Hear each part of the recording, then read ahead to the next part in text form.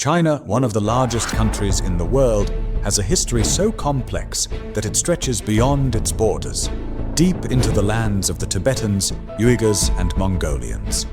These minority groups, each with its own rich culture, language, and religion, have been fighting to preserve their way of life for decades against the pressure to assimilate.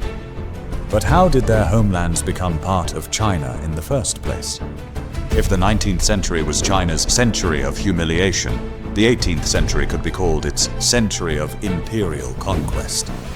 While European empires were colonizing across the globe, the Chinese were expanding their own borders to new heights. The great Qing dynasty brought the grasslands of Mongolia, the spiritual monasteries of Tibet, and the rich oasis cities of East Turkestan under its rule. This journey of expansion, often marked by conflict and ambition, would lay the foundation for China's modern ethnic tensions. So how did this all happen?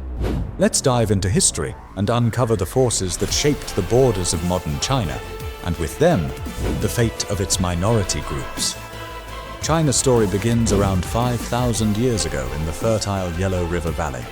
From here, the cradle of Chinese civilization slowly expanded, incorporating tribes and regions into what we know today as the Han Chinese people. But even as China's reach extended, there were limits that were set by nature itself. To the south and east, the sea and jungle stopped their advance, while to the north and west, the vast, barren steppes of Inner Asia held them back. For centuries, these northern lands, inhabited by nomadic, horse-riding tribes, were seen as a constant threat. The nomads were always on the move, too elusive to be easily conquered. As history showed, it was the nomads who often turned the tables on China. Remember the Mongol invasion that wiped out the Song dynasty and established the Yuan dynasty under Kublai Khan. But in the 18th century, everything changed. The rise of the Qing dynasty, led by the Manchu people from beyond the Great Wall, marked a new chapter in China's imperial expansion. Unlike their predecessors, the Qing emperors were not content with simply defending China's borders.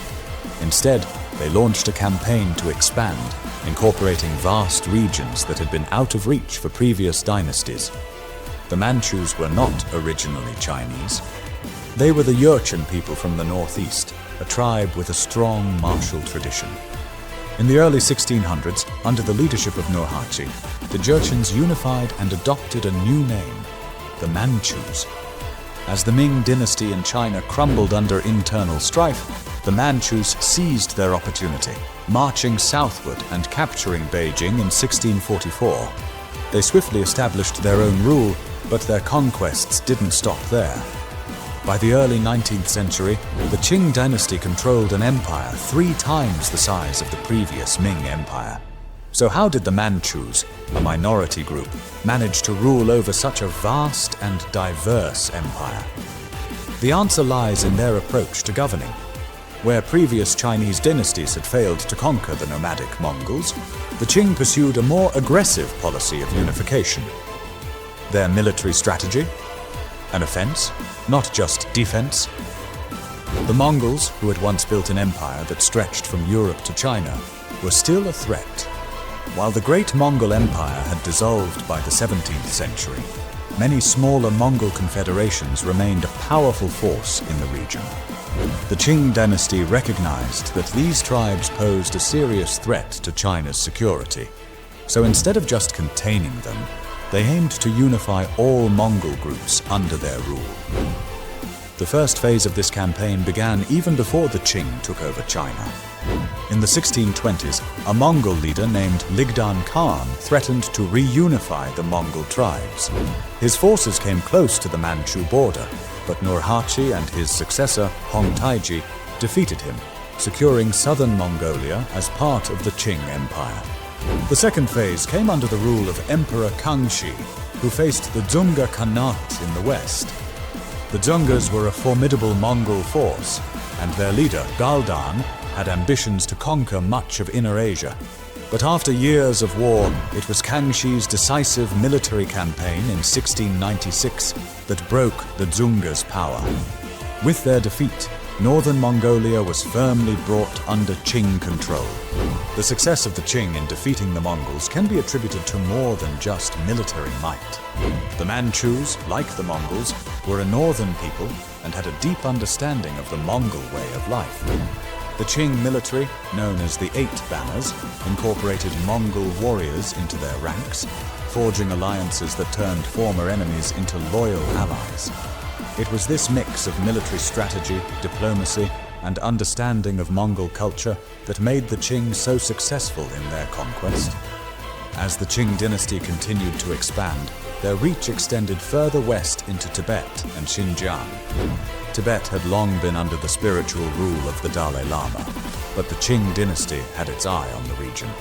Tibet had previously been under the influence of the Dzunga Khanate, and when a power struggle broke out there in the early 18th century, the Qing seized the opportunity to take control. By 1724, Tibet was firmly under the Qing's domain, with the Dalai Lama still in charge, but now answering to the Emperor of China. Meanwhile, to the north, the Dzunga Khanate had fallen into disarray. The Qing took advantage of this chaos to march into Xinjiang, home to the Uyghur people. The region, rich in resources and strategic importance, was integrated into the Qing Empire by 1758, and thus the modern-day province of Xinjiang was born. But this conquest came at a horrifying cost. The Qing employed a brutal tactic to wipe out the Dzunga people, a genocide that decimated their population. By the time the Qing dynasty fell in 1911, the borders of modern China had been firmly established. The once independent lands of Mongolia, Tibet, and Xinjiang had been fully absorbed into the empire. The Qing emperors ruled with a delicate balance, using cultural and diplomatic strategies to govern a vast and diverse empire. But with the fall of the dynasty, the legacy of this expansion continued. Today, China's control over Tibet, Xinjiang, and Inner Mongolia remains a source of tension and conflict. These regions, once home to distinct cultures and peoples, now face the pressure of assimilation under China's dominant Han majority. The history of China's imperial expansion is not just a story of conquests and borders. It's a tale of the rise and fall of empires, the clash of cultures, and the ongoing struggles of minority groups to preserve their identity in a rapidly changing world. Don't forget to like, comment, and subscribe to Legends Beyond Border for more deep dives into the complex history of China and the world. Thanks for watching, and we'll catch you on the next one.